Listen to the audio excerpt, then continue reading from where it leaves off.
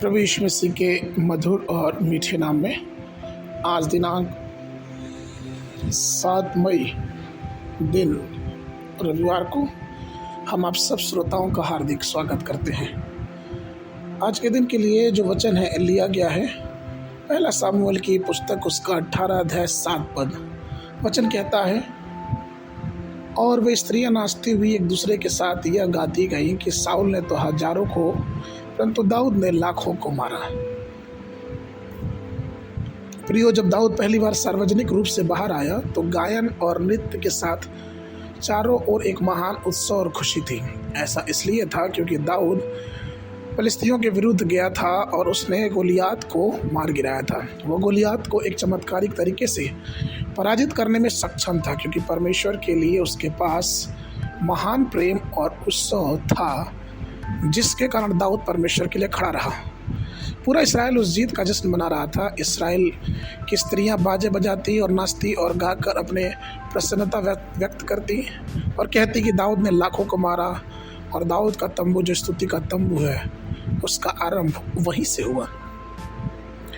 यीशु का जन्म दाऊद के वंश में हुआ क्योंकि यीशु ने कलवरी के युद्ध में शैतान को पराजित किया और नष्ट किया। इसलिए हम प्रभु की स्तुति गाते हैं। जब यहोवा कलवरी की लड़ाई के लिए यरूशलेम से निकला तब लड़के भी चिल्लाकर कहने लगे, दाऊद की संतान की होसन्ना। दाऊद का तंबू वहीं स्थापित किया गया। कुछ फरीसियों ने उस स्तुति को रोकने की कोशिश की, परंतु यीशु ने कहा कि अगर तुम इन्हें चुप कराओगे तो पत्थर भी चिल्ला उठेंगे। लूका उसके 19:40 में।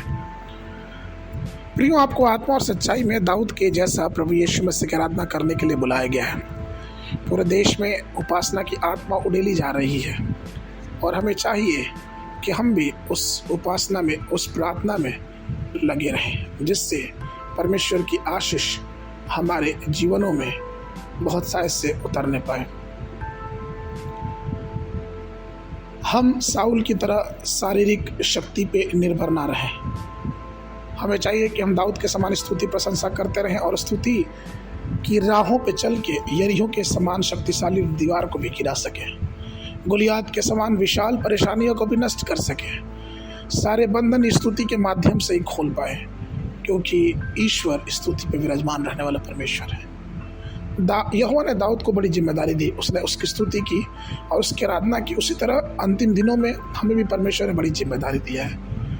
वह चाहता है कि हम परमेश्वर के अभिषेक से भरें और उसकी स्तुति और उसकी बड़ाई, उसकी महिमा करते रहें। इसलिए आइए प्रभु के प्रेम से भरे अपने आप को और बड़ी स्तुति और आराधना के साथ परमेश्वर के गुणगानों को करते रहें, जिससे परमेश्वर का अनुग्रह हमारे जीवनों पे बनता रहे। आज के मनन के लिए नीति वचन की पुस्तक उसका 8 अध्याय 17 पद से लेके 18 पद तक।